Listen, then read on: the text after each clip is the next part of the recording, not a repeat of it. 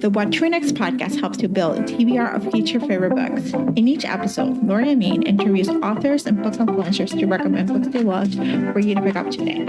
If you're an avid reader, always looking for your next great read, then the show. Hi, Christina. Welcome to What to Next podcast. Hi, thank you so much for having me. So happy to have you here. Tell us a little bit about yourself. So I am a writer, obviously. I have lived a life where I've done many different things. Like I ran a marketing company for a long time. I worked in nonprofit work. And then I really wanted to be a writer. I wanted to write romance novels, and I didn't think anybody could just go write a romance novel. So I opened a chocolate shop, as one does. And so I did. And then I realized, when you work in chocolate, it's mostly dishes. It's not actually like a Willy Wonka, like Wonderland, where you get to enjoy everything you make. It's a little more, it's dishes. I can get chocolate out of anything. And I was about 2 years in, and I realized, like, I had a friend who passed away, and I was like, you know what? We only get one shot. Like, this is it. This is what we get. And so I thought, I'm going to write a book and let's see what happens. And so I did. And I wrote 10,000 words of what became The Honeymoon Trap, and they were awful. They were so bad. But I didn't want anybody to read them, because I didn't want that feedback from somebody who, like, it wasn't in the industry. And so I ended up hiring a book coach, a writing coach, and she taught me how to craft a story based on those first like 10,000 words where I didn't know what I was doing. And then that's when we finished. It was originally titled Confessions, but then when we published it, it was picked up and published. It became The Honeymoon Trap. Love this. I love this story as someone who's like, I just had another recording. I'm like, I'm 40 and I'm like, I want to write a book. I feel like it's just time I have enough life stories, enough, jobs and enough, experiences. And things that I'm like, I should talk. And it's like a part of me is like, well, I don't have an English background. I'm too old. I have like all this, like, things that tell you like you're not supposed to. And I'm like, why not? I mean, truly, it's more fun than making chocolate. I can tell you that. Like, it's more fun. And really you don't have to have that background. I also was not an English major or anything. I was a journalism major. So I knew how to craft like a news article, but fiction doesn't run by those rules. Fiction, in a news article, you start with the most important thing, because you know that people might not finish it. So you want the most important thing at the top. And in fiction, that's not what readers want. Readers want to be kind of immersed into this story, and then you get to this, like, okay, this is what's going to happen. And so I feel like it helped, but not in a huge sense. So this is the one industry I don't think you have to have the background for. I think you can learn it. You have to learn it, but I think you can learn it.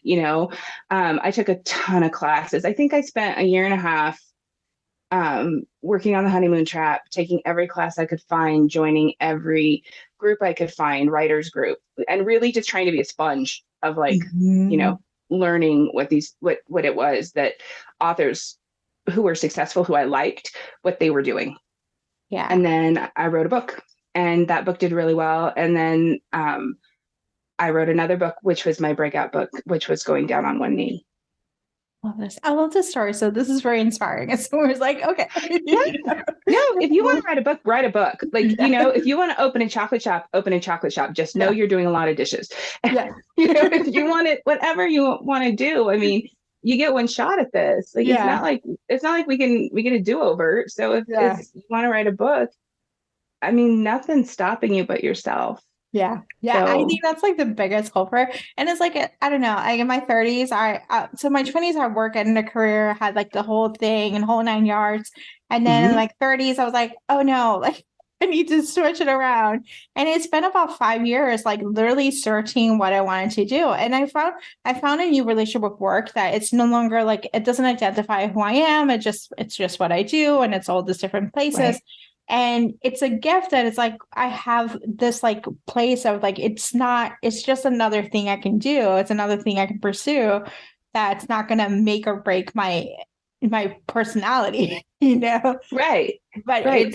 it can be cathartic too. It really can.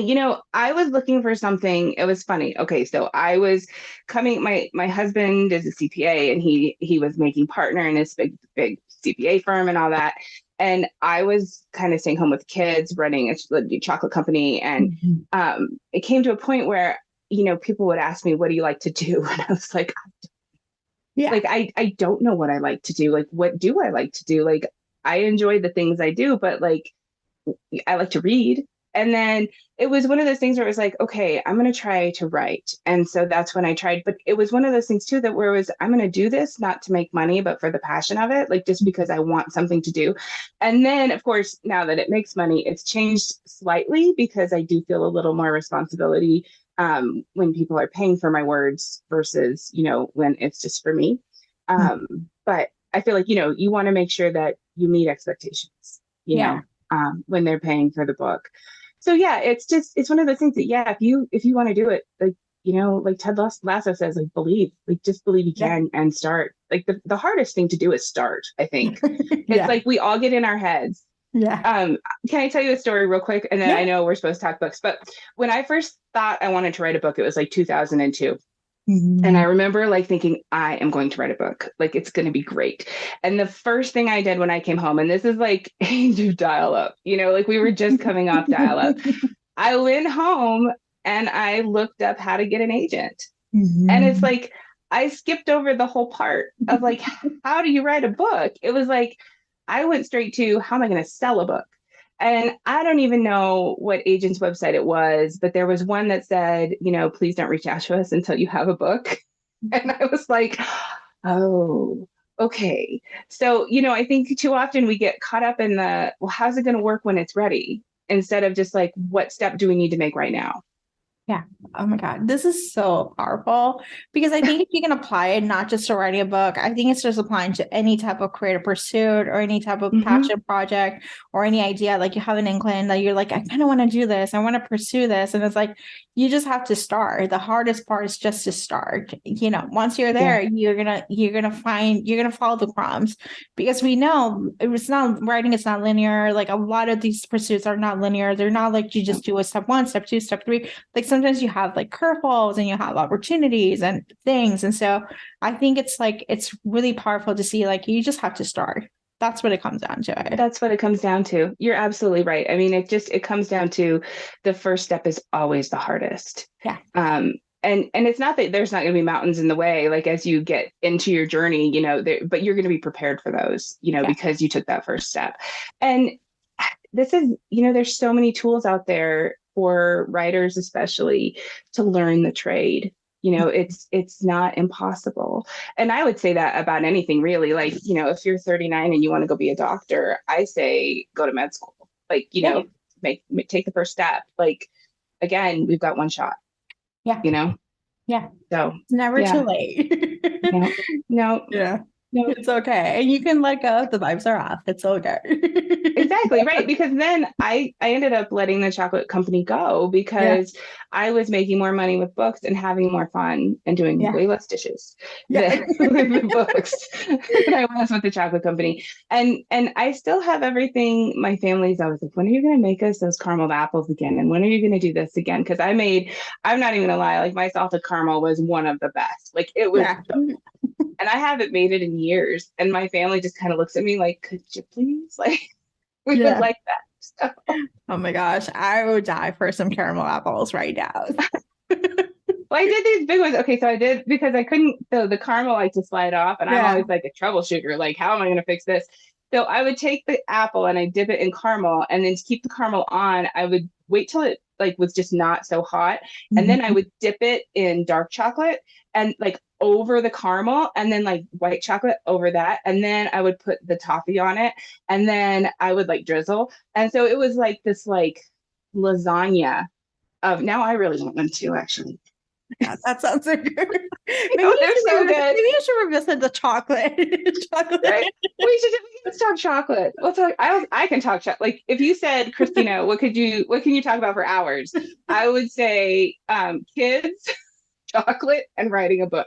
Those are the three things that I can talk about for hours. I love this. So talk about books. Let's talk about the Mile High Rock series. We are up to book 5, but tell us about the series first, and then we'll talk about like the latest in the series. Right. So Mile High Rocks actually came out of the first series that I wrote, which was like the Mile High Matched.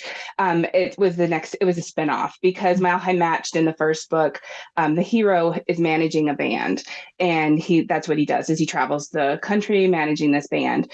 And so Mile High Rocked is about the band. So it's each of the members of the band. And so we learn in that first book of Mile High Matched that there's some trouble going on with the band and that they're having some issues. And so the Mile High Rock series is them overcoming those issues and figuring it out and having a lot of fun like along the way, because these are rock star rom-coms. Like they are not just, they're not, there is a little angst because I feel like that's life, but there's also a lot of shenanigans. There's a lot of shenanigans. And so that's the point, is to make you smile and make you laugh and make you think.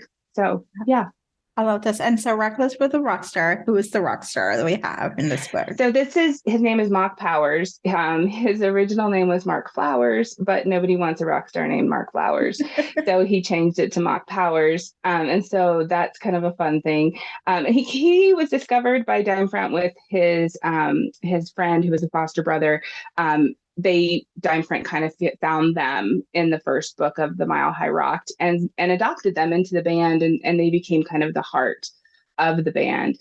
And so Reckless is about this guy Mock, who he's in the last book. Tanner was having a little bit of a publicity problem, and somebody needed to take the heat off of him. So Mock came up with this idea where he was going to do essentially a Tinder date for one of his fans, and he was like the 1,000th fan to swipe right on his profile, and it wasn't Tinder, it's called Nocturnal Cupid, but you get it. The 1,000th person would get the date, but then the app kept shuffling, so he couldn't figure out like who the 1,000th person is.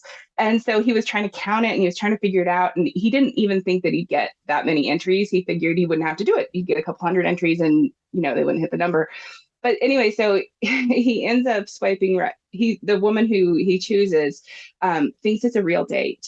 So she didn't realize that it was a publicity date, and she's definitely not interested in that. So, after that, she kind of lets him know that she wasn't interested, and she becomes America's sweetheart for telling him no. And her whole life becomes this kind of fishbowl. And so she decides to say what the heck and be reckless with the rock star. So that's the book. And yeah. I love this. I love this premise about like the Tinder day, like, the publicity stunt, and just be like, no, we're not co-signing this publicity stunt, because sometimes we're like fake romances and like, do you really want to be in a fake romance, like in a fake, experience, or no? Like in the real life, right. You get that, Right. So. Yeah. So, I mean, it's been really fun to write. Mm-hmm. It's been one of those, you become a writer, and I said there's mountains. This book has been a mountain. Mm-hmm. I'm really lucky because I have a team around me to kind of help me figure out when I go. So when I was writing the first draft, I went left instead of right. And you do that as a writer, and then I wrote myself into a corner.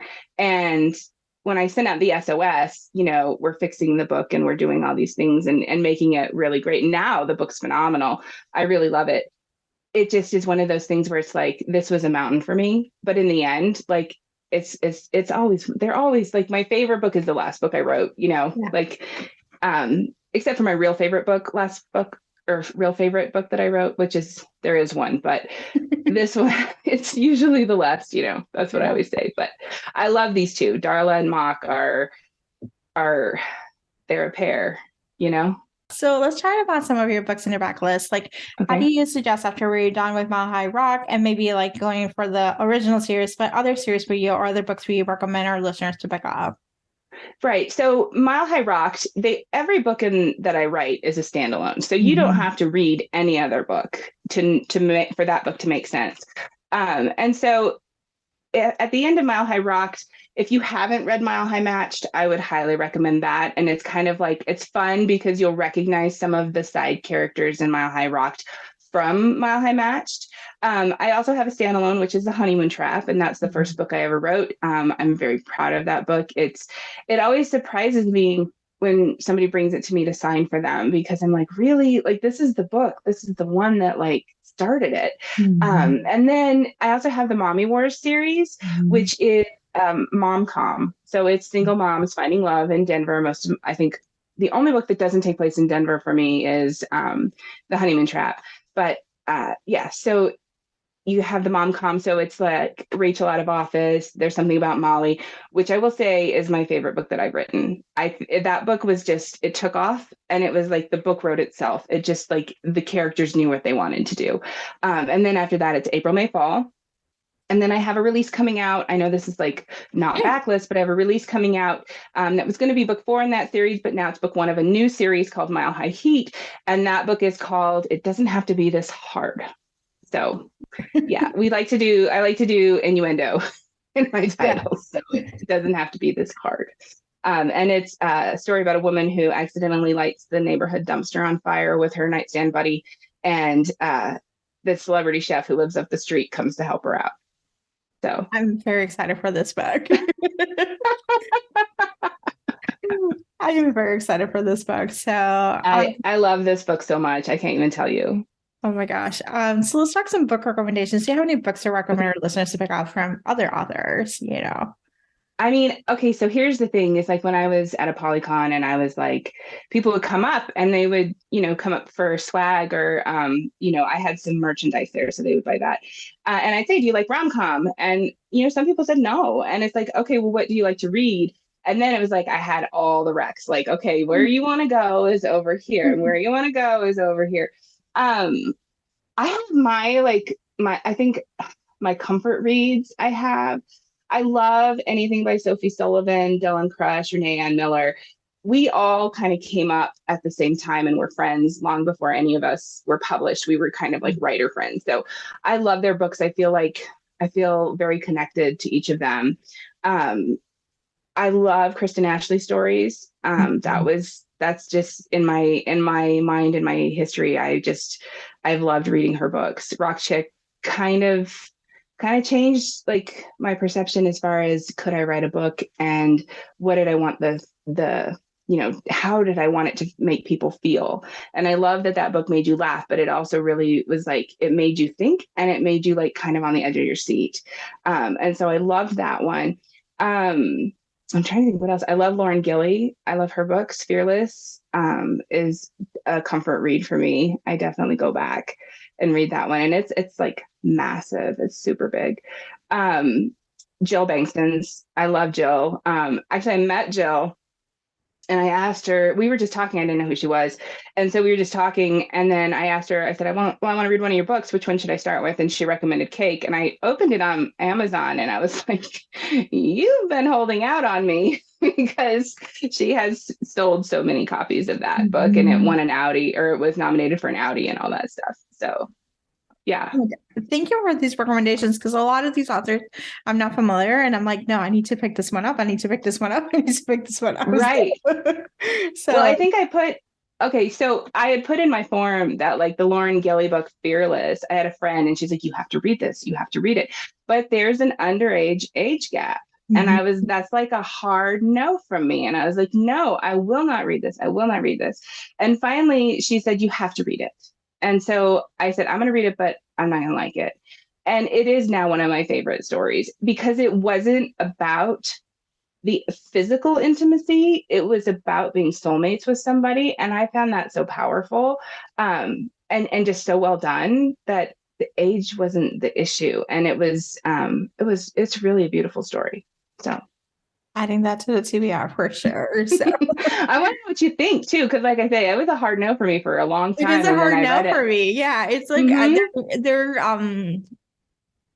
any type of like child sexual abuse, like grooming, any type of that, it becomes kind of like a very hard. It's a hard no. It's a hard no, right? Well, and so this one, I would say it is not childhood because she's very much almost 18, she's very mature for her age as far as all of that. So, and the way it all comes about, is like a soulmate type thing. And So it's not icky. Okay. Because that's what I had worried about too. Like, is it gonna be icky? And it's not because it's not about that. It's about soulmates. It's about finding the person that you match. It's almost like I almost think of it as like a fated mates. Like, I guess is kind of like what it was, is, he knew, but he had to wait. He had to wait till she was, old enough and ready. So yeah, that was that's again one of my comfort reads, which I never thought I would say, but it is. And I love it. And Lauren is amazing. Like, she's just a great writer. She's just so her prose are so brilliant. Yeah. Adding it to the TBR for sure. So Christina, tell us where to find you online. So I'm almost everywhere. I'm on Twitter, Facebook, Insta, and TikTok at Hovland Writes, Hovland Writes. You can find me there. Thank you, Christina, for being on the show. Thanks for having me. If you enjoyed this podcast, feel free to share with friends, subscribe, rate, and review the show. This is the easiest way to support the podcast. For a list of books mentioned and other book recommendations, please visit whattoreadnextblog.com. Thank you so much for listening and happy reading.